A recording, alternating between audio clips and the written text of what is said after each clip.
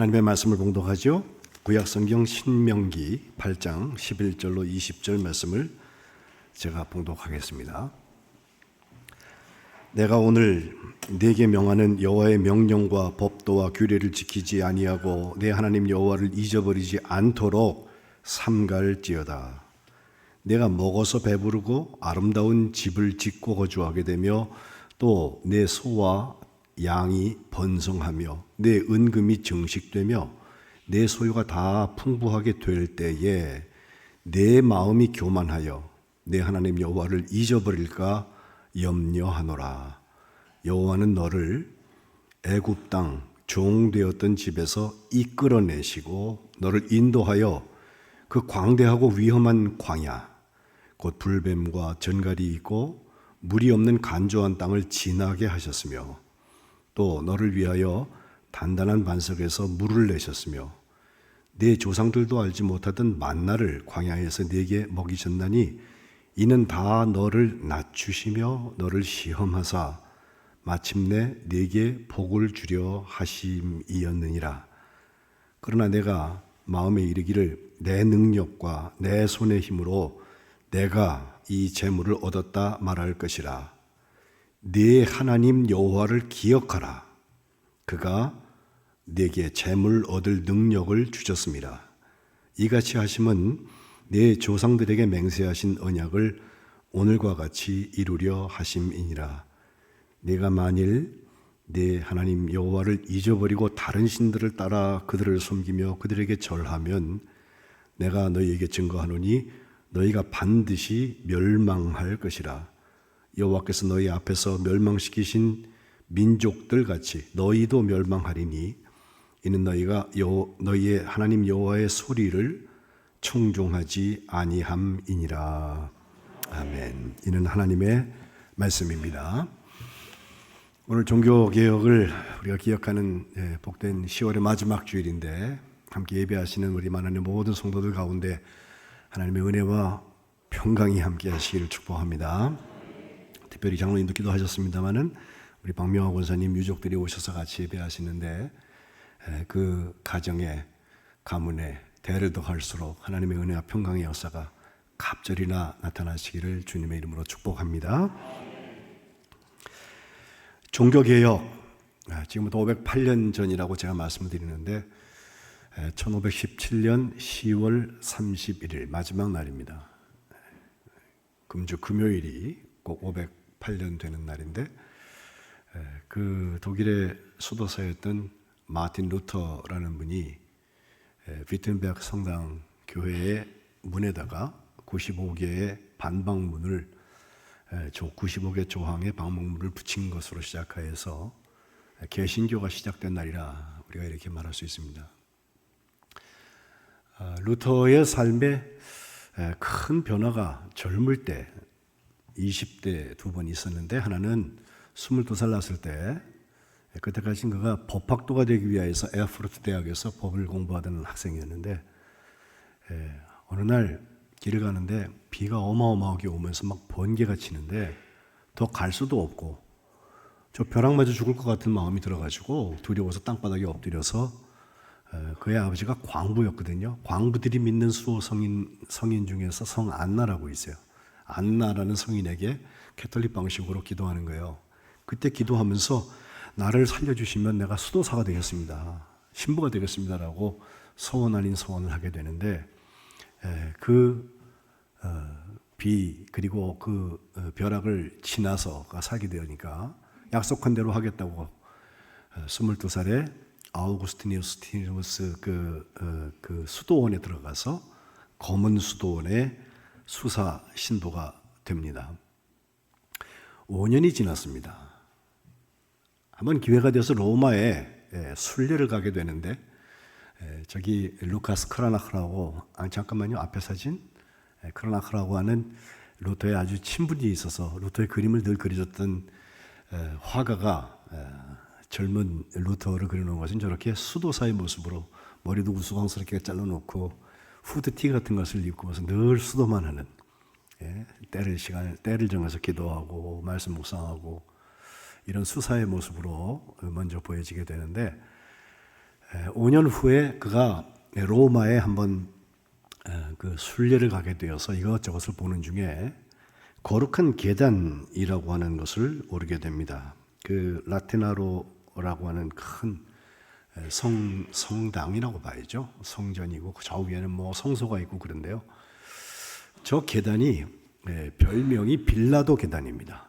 왜 빌라도 계단이냐면 예수님께서 빌라도 법정에 가실 때 그때 계단을 올라갔다고 전해지고 그 계단을 컨스탄티누스 대제의 어머니인 성 헬레나가 그 예루살렘에서부터 로마까지 갖다가 놓고 거기다가 세워놨다는 거예요.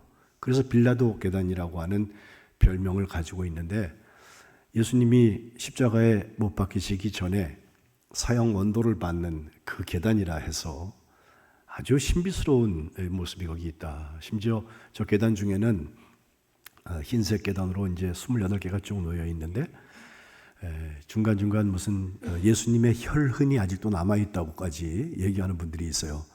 또 내려온 그 전통들이지 뭐 사실인지는 우리가 알 수 없습니다만은 저 계단을 올라가면서 기도를 드리게 되는데 그냥 걸어서 올라가지 못하고 다 무릎으로 걸어 올라가면서 기도를 합니다. 무릎 꿇고서 기도하고 하나 올라가서 기도하고 또 올라가서 기도하고 하는데 기도할 때 우리의 죄를 위하여서 예수님이 죽으셨으니 십자가에 내 죄를 못 박아주세요. 이 속죄의 기도를 드리고 또 캐톨릭의 특별한 제도 하나 있잖아요. 연옥이라는 거. 죽은 사람이 중간에 아직 천국도 못 가고 지옥도 못 가고 중간에 있는 사람들이 있다고 그런 거예요. 그들을 위하여서 이름을 불러가면서 거기서 기도하면 그 천당으로 하나님께서 보내주신다. 이런 믿음들이 있어서 거기서 이름을 불러가면서 기도합니다.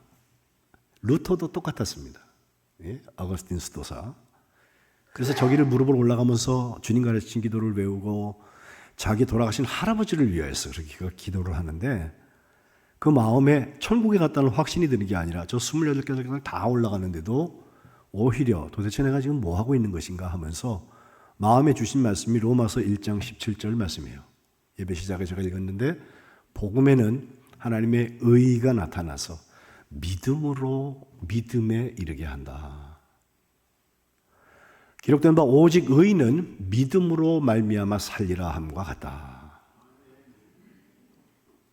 우리를 영원한 삶으로 천국으로 인도하시는 것은 믿음의 역사다라고 하는 뜻입니다. 그 이후에 그는 고민이 더 깊어져서 성경을 더 파고들었습니다. 그리고 하나님의 말씀을 가르치는 교수의 직임을 맡게 돼서 그 비텐베르크 대학에서도 그렇고 특별히 시편의 전문가가 돼서 히브리 말도 참 잘했던 것 같아요. 구약성경. 그리고 신약성경 중에는 이제 갈라디아서나 로마서 같은 것을 강해하는 그런 교수가 되었는데 그러다가 1517년 그가 34살 되었을 때 그가 이른 결론은 지금 캐톨릭 교회가 성베드로 성당을 짓겠다고 면죄부까지 팔면서 면죄부는 뭐예요? 면죄부를 사는 순간 우리의 기도가 이루어지고 면죄부를 사는 순간 영혼이 아까 말씀드린 그 연옥에서부터 천당으로 이사를 간다. 이렇게 막 설교를 하면서 그 세금을 걷어냈거든요. 그 판매 잘못된 거라고 아주 95개의 조항을 반박을 하는 것을 볼 수가 있습니다.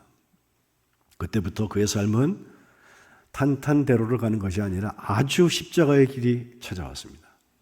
저 비텐베르크 성당 대문 여러분 보고 계신데 불나고 나중에 다시 개축이 돼서 전쟁 이후에 저렇게 잘 아름답게 꾸며놓았는데 그에게 그 당시 교황 레오 10세를 비롯하여서 캐톨릭 전통에 있는 사람들이 너 빨리 지금까지 한 얘기를 다 철회하지 않으면 취소해라.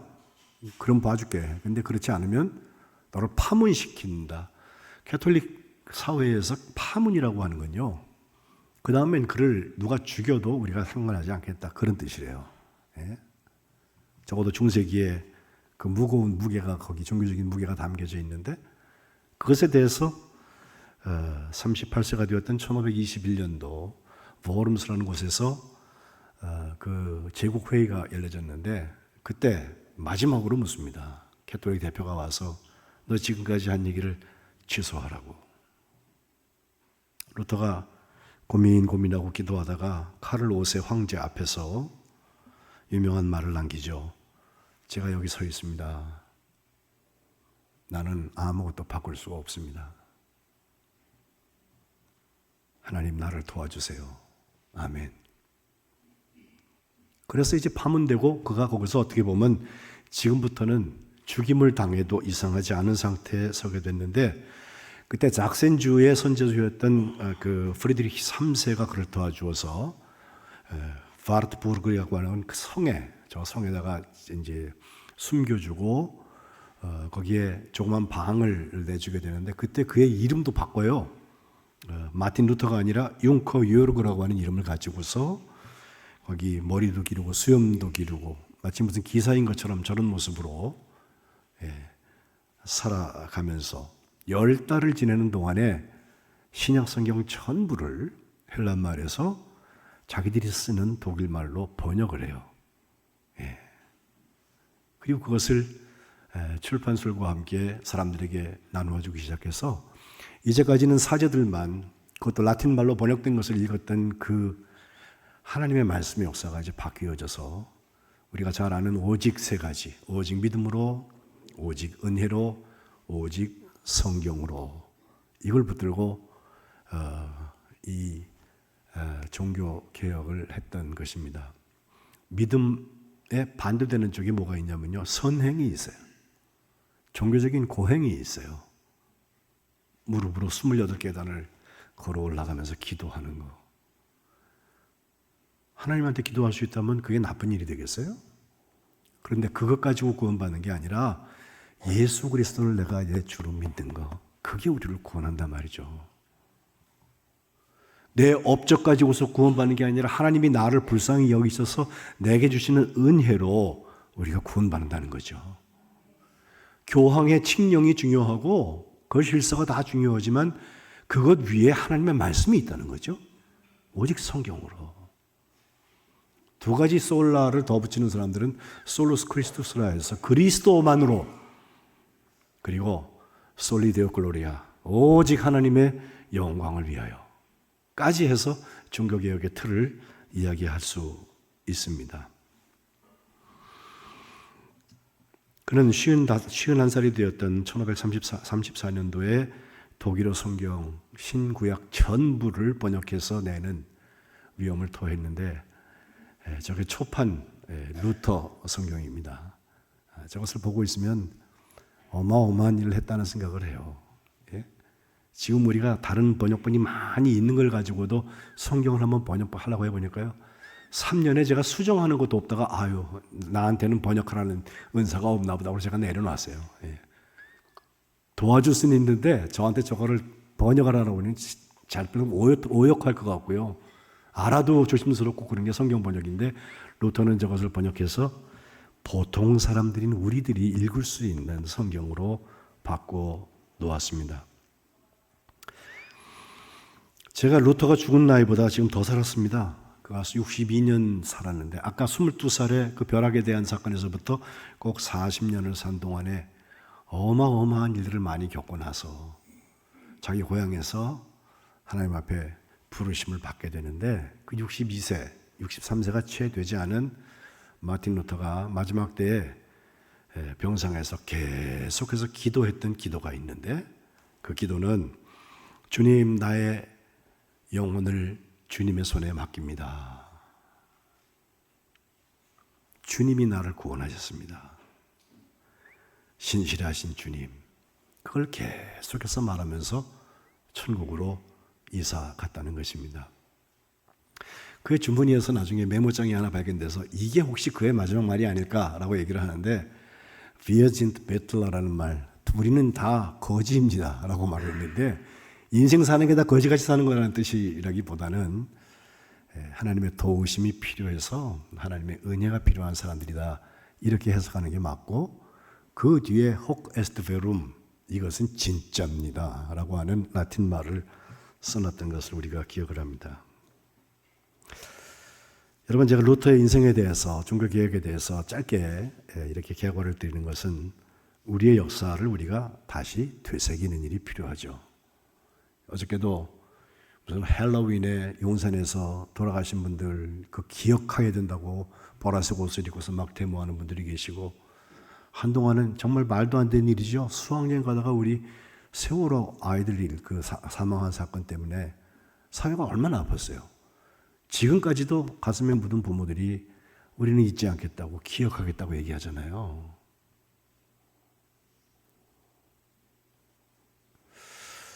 이런 기억들뿐 아니라 정말 이 신명기에서 다시 거듭자죠. 명령한다라고 모세가 그 백성들에게 얘기하고 있는 것은, 지난주에 우리가 민수기에서 보았던 광야 40년, 지금 새벽마다 우리가 이걸 보고 있는데, 광야 40년이 맞춰진 다음에 아직 가나안 땅에 들어가지 않고 모압 땅에서 곧 들어갑니다.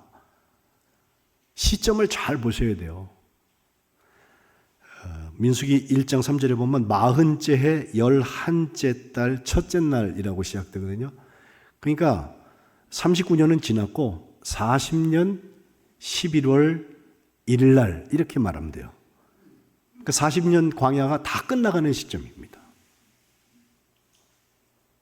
인생이 광야면서도 거기 서서 앞으로 인도하실 하나님과 지금까지 인도하신 하나님 둘을 우리가 보게 돼서 과거와 미래의 이야기를 하고 현재를 보게 되는데, 이때 모세가 그 백성들에게 하는 말 한마디라면 기억하라는 거예요. 기억하라는 거예요. 세 가지 기억해야 합니다. 첫 번째로 출애굽시킨 그 사건을 기억하라는 겁니다. 하나님이 우리를 꺼내주신 것이 우리가 온 게 아니라는 거예요. 오늘 보면 11절에 하나님의 말씀 지키지 않고 여호와를 잊어버리지 않도록 삼가라 이렇게 시작하면서, 나중에 거기 들어가서 가나안 땅에 살면서 먹어서 배부르고 아름다운 집 짓고 거주하게 되고 내 소와 양이 번성해서 내 은금이 증식되고 소유가 다 풍부하게 돼서 안전장치가 마련되면 14절 상반절 마음이 교만해진다. 가지고 있는 것만큼은 하나님을 믿지 않아요. 그래서 여호와를 잊어버릴까 염려가 된다라고 내 백성들에게 얘기하면서, 여호와께서 너를 애굽 땅 종되었던 집에서 이끌어내셨다는 거예요. 하나님의 해방의 역사가 40년 전에 있었던 것을 이야기하고 있습니다. 신명기에는 이 기억하라는 예가 여러 번 나옵니다. 특별히 5장 15절에 보면 너는 기억해라. 내가 애굽 땅에서 종이 되었는데 내 하나님 여호와가 강한 손과 편팔로 거기서 너를 인도하여 내셨다. 여기 5장이 10계명을 다시 설명해 주고 있는 장면인데, 안식일을 지켜라라고 하니까 요즘 주일 지키는 거에 대해서 굉장히 쉽게 생각하는 분들이 계시거든요. 아니에요. 하나님께서 우리를 애굽에서부터 끌어내셨다면 하나님의 룰을 따라서 사는 게 맞죠. 그 중에 하나님께서 안식일을 거룩하게 지키라고 했으면 안식일은 거룩하게 지키는 거죠. 왜? 하나님의 강한 손과 편팔로 우리를 인도하여 내셨기 때문에 그렇습니다.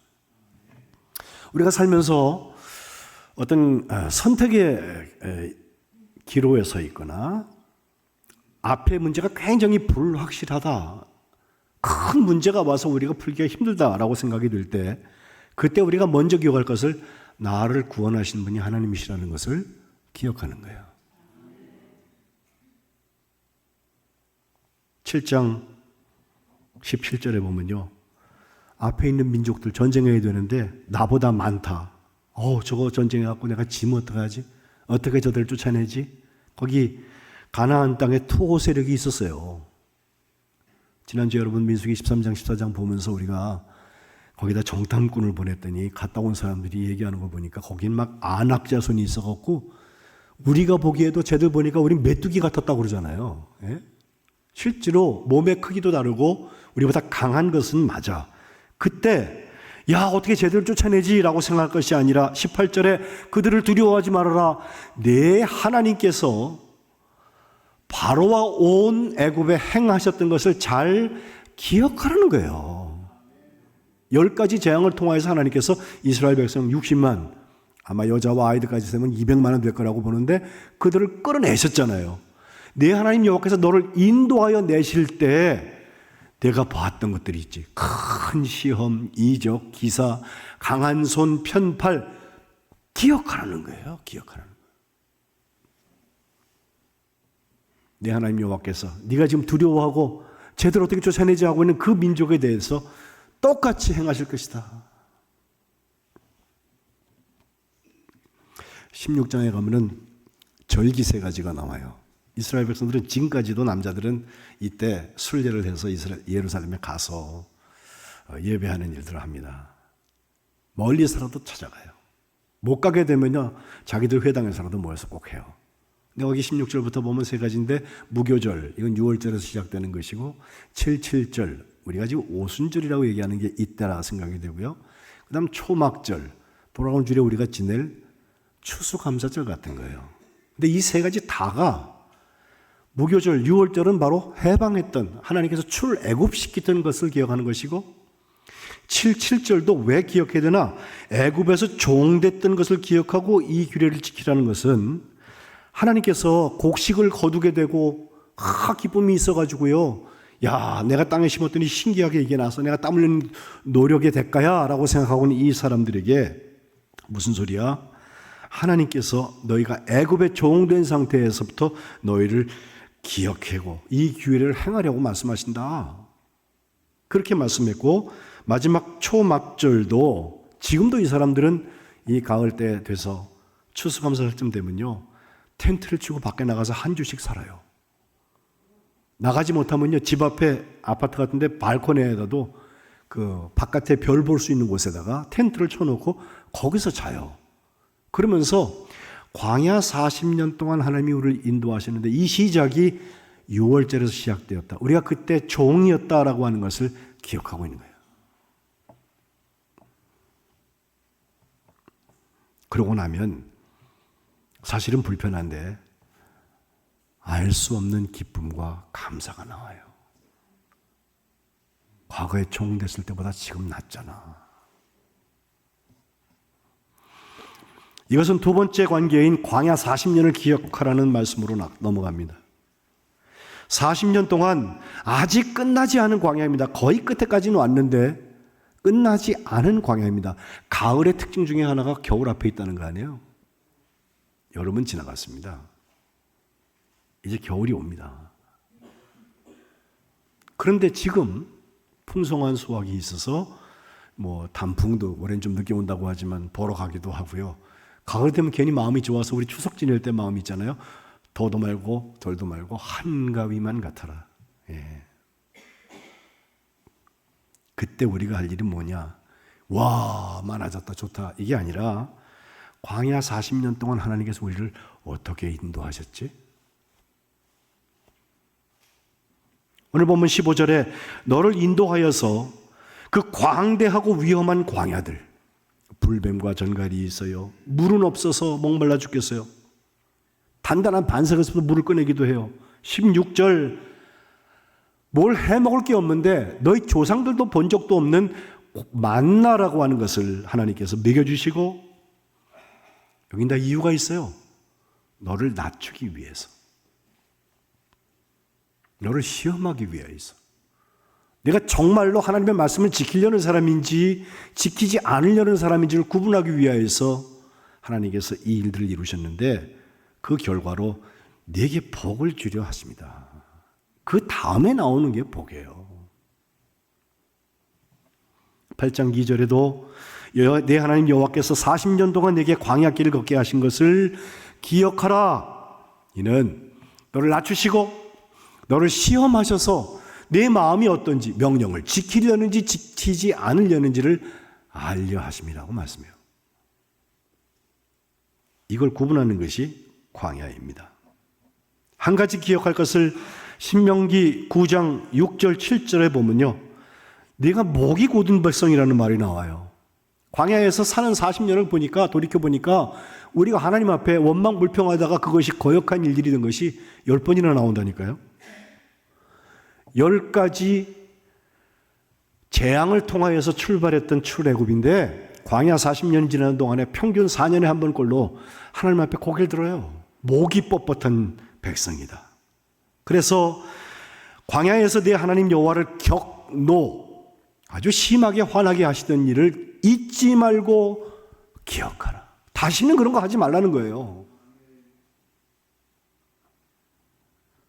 여기 이르기까지 늘 여호와를 거역했잖아. 그래서 특별히 8절에 나오는 호렙산에서 하나님의 말씀을 받고 내려오는 40일 동안의 모세의 기간을 이 사람들이 금송아지를 만들어서, 금송아지가 우리를 애굽에서 끌어냈다고, 지도자가 됐다고 하나님께서 경노하시고 진노하셔서 싹 다 없어버리려고 그랬어요, 하나님께서.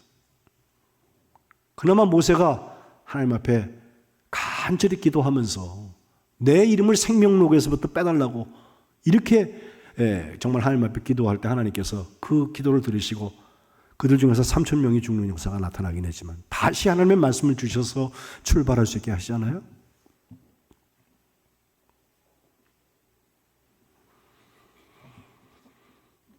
지난주에 보았던 12정탐군의 보고도 둘은 아닙니다. 똑같은 걸 보고하는데 하나는 두 사람이지만 능히 이긴다. 하나님이 우리와 함께 하시면 된다. 하나님을 거역하면 안 된다. 여호수아와 갈렙입니다. 그런데 나머지 10사람은 우리는 능히 치지 못한다 하면서 하나님께서 준비하신 땅, 절과 꿀이 흐르는 땅 가나안을 악평했다고 그랬어요.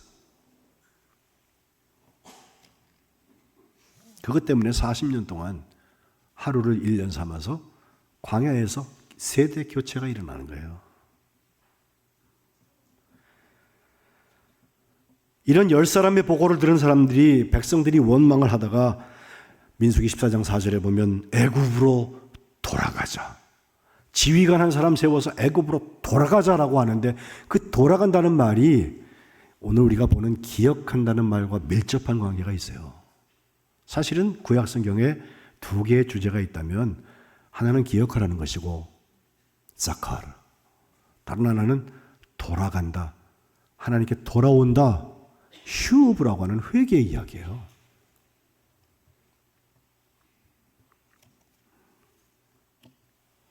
이 돌아온 사람들이 이제 마지막으로 기억해야 될 것은 가나안에 들어가서, 거기 가면요 또 원주민들이 있고 하던 예가 있고 그래서 적당히 타협하다 보면요 목축하던 사람들이 농사를 짓기 시작하면요 거기 바알신하고 친해질 수밖에 없어요. 하던 거니까 다 따라올 수밖에 없어요. 이제부터 너희가 뭐라고 살 거냐? 하나님을 기억하고 살아야 된다. 18절 내 하나님 여호와를 기억하라. 그 하나님께서 내게 재물 얻을 능력도 주신 거야. 왜 주셨어? 너희 조상들하고 맹세해 하셨던 이 가나안 땅에서, 절과 꿀이 흐르는 그 땅에서 너와 내 후손들에게 축복하겠다고 하신 하나님의 역사를 오늘처럼 이루려고 했다. 이제 들어가면 그 가나안이거든요.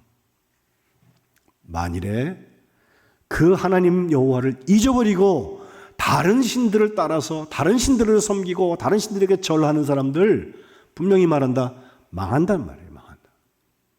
20절 마지막에 지금까지 우리가 쭉 오면서 하나님께서 우리 앞에서 멸망시키셨던 그 민족들처럼 너희도 멸망할 수 있다. 왜? 하나님의 음성을 들을 생각이 없어요. 청종하지 아니함이라.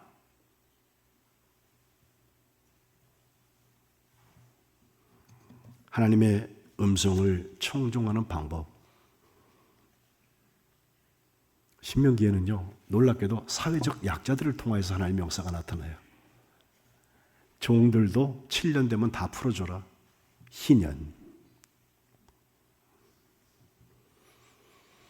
고아와 객과 과부가 있는데 그들을 특별히 더 돌봐라. 24장 19절부터 21절에 그 얘기가 나오면서 22절에 보면요, 너는 애굽 땅에서 종되었던 것을 기억하라.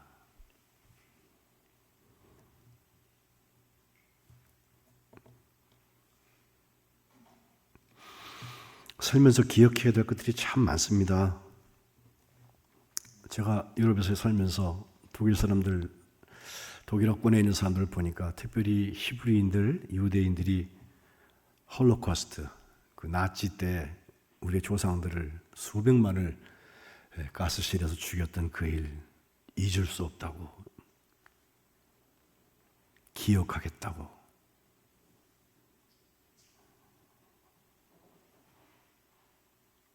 정말 기억해야 될 게 뭘까요? 출애굽시키시고 광야 40년을 인도하셨고 이제 가나안에서도 우리의 주가 되실 그분 하나님, 그 하나님을 기억해야 합니다.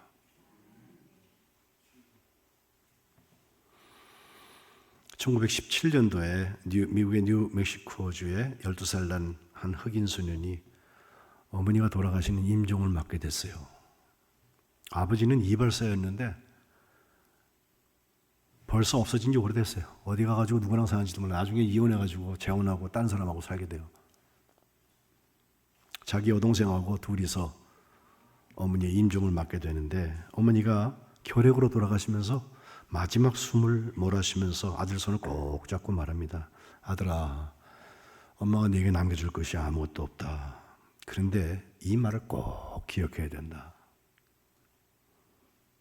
인생을 살아가는 데는 꼭 필요한 보석이 3개가 있는데, 하나는 믿음이고, 두 번째는 소망이고, 세 번째는 사랑이야. 이거 잊어먹으면 안 돼. 그리고 어머니가 돌아가셔서 13살 됐을 때 LA에 살고 있는 자기 외할머니네 집에 가서 거기서 자라나게 돼요. 그가 정말 열심히 공부하여서 UCLA, 그 좋은 학교인데 거기에서 졸업할 때 수석 졸업을 하고, 또 저 동부로 건너가서 하워드 대학이라고, 그 하버드 말고 하워드라는 대학이 있는데 거기가 주로 흑인들이 거기서 공부를 많이 해요. 거기서 30세를 되었을 때 정치학 박사가 되고 또 한 20년을 그 학교에서 가르치는데, 그 와중에 어떤 일이 일어나냐면 세계 대전, 2차 대전이 일어나요. 그러면서 유엔이 창립되고 그럴 때 거기에 아주 중요한 역할을 하게 되고, 국방부 쪽에 주로 일하다가 1949년도에는 47년도부터 중동에 있었던 분쟁, 그거를 잘 중재하는 일을 해서 평화 휴전 협정을 체결하는데 혁혁한 공헌을 했다는 이유로 1950년 우리나라는 6.25 전쟁이 일어나던 해인데 그 해에 노벨 평화상을 받습니다. 제 나이쯤 돼서 그가 뭘 했나 보니까 유엔에 사무총장 말고 그 밑에 사무차장을 했더라고. 예. 근데 지금은 우리가 오바마 대통령도 유색인종이니까 그냥 쉽게 생각을 하잖아요. 미국에 그때까지는요, 흑인이 그런 거 한다는 건 상상도 못할 때예요. 마틴 루터 킹 주니어라고 하는 그 흑인 목사가 워싱턴에서 막 퍼레이드하고 그럴 때도 이 분이 같이 그 자리에 있었는데, 흑인으로서 처음 노벨 평화상을 45살에 수상했던 랠프 존슨 번치라고 하는 분입니다. 무엇이 그의 굴곡 있는 광야 삶을 성공적인 삶으로 이끌었을까? 제가 생각한데는 12살 때 들었던 어머니의 그 마지막 말, 보석 3가지 기억해라. 믿음과 소망과 사랑이야.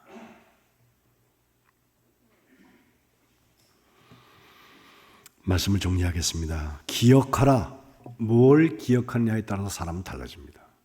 특별히 믿음의 역사는 뭘 가고 있냐에 따라 다릅니다. 출애굽시키신 분이 하나님이시고 40년을 인도하신 분이 하나님이시고, 들어가면 가나안에서 그 하나님을 기억하면서 사는 거예요. 그래야만 하나님의 말씀의 역사가 우리들 가운데 온전한 열매로 이어질 줄로 믿습니다. 기도하겠습니다. 하나님 고맙습니다. 우리 종교개혁이 일어난 지 508주년 되는 주일인데 하나님 저희들 가운데 믿음의 개혁을 허락하여 주셔서 하나님 소원하시는 일을 기억할 수 있도록 은혜 주신 것을 감사합니다. 우리가 죄의 종로로 타고 있을 때 저희를 불쌍히 여기셔서 거기서 건져주시고 출애굽시키신 분은 하나님이십니다. 하나님의 인도하심을 받아서 40년 동안 광야를 왔습니다. 앞으로 가는 길도 하나님을 기억하며 하나님의 손을 붙들고 하나님과 한 걸음 한 걸음 걸어갈 수 있도록 은혜 베풀어 주옵소서. 예수님의 이름으로 기도합니다. 아멘.